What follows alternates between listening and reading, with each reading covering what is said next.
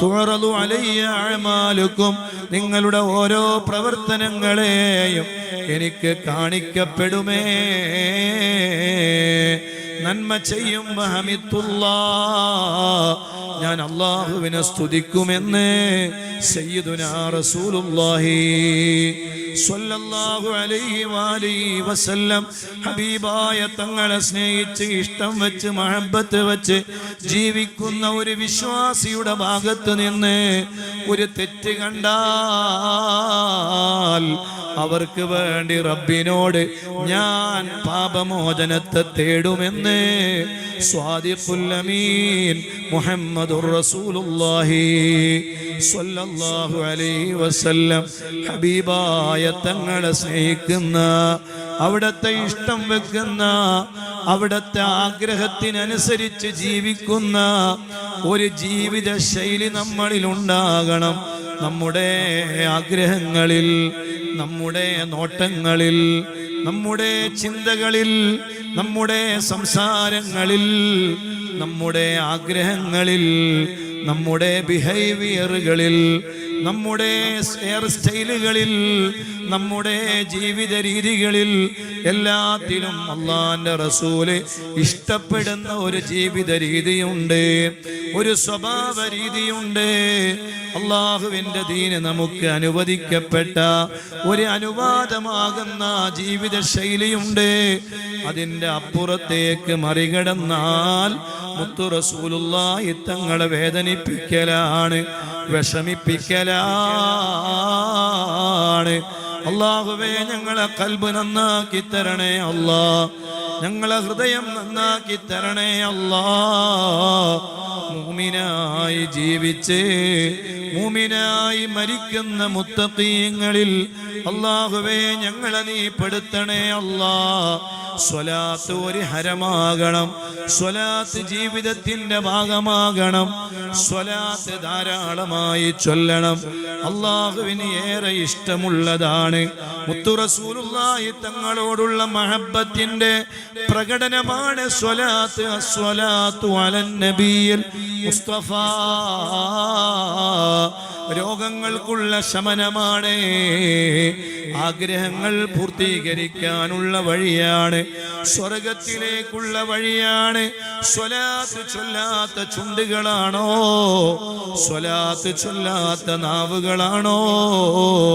മന്നസുയ സ്വലാത്ത് അലയ്യ, എന്റെ മേലിലുള്ള സ്വലാത്ത് ഒരാള് മറന്നുപോയാൽ, സ്വലാത്ത് ചൊല്ലാൻ സമയം കണ്ടെത്താതിരുന്നാൽ, സ്വലാത്ത് ചൊല്ലാനുള്ള നേരമുണ്ടാക്കാതിരുന്നാൽ, സദാസമയവും മൊബൈൽ ഫോണുകളും മറ്റു പരിപാടികളുമായി കഴിഞ്ഞുകൂടി സ്വലാത്ത് ചൊല്ലാനുള്ള മനസ്സില്ലാതെ അങ്ങനെ അങ്ങ് ജീവിച്ച് മരിച്ചാൽ,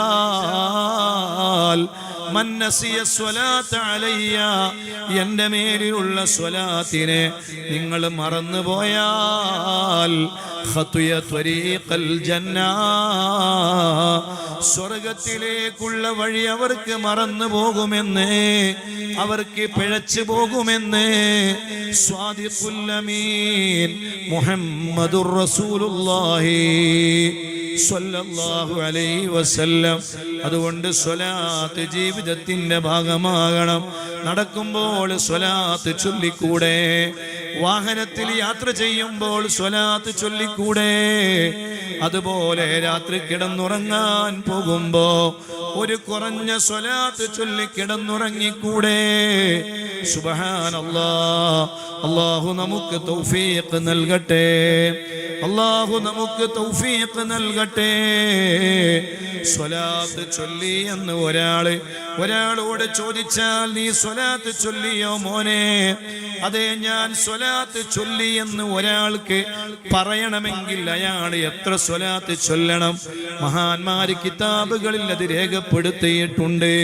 ഒരു 300 സ്വലാത്തെങ്കിലും ചുരുങ്ങിയത് ചൊല്ലിയാൽ അയാൾക്ക് പറയാം, ഇന്ന് ഞാൻ സ്വലാത്ത് ചൊല്ലിയിട്ടുണ്ട്.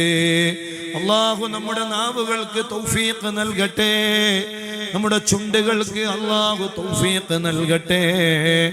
അങ്ങനെ അങ്ങ് ജീവിച്ച് ഈമാനോടുകൂടെ മരിക്കണം.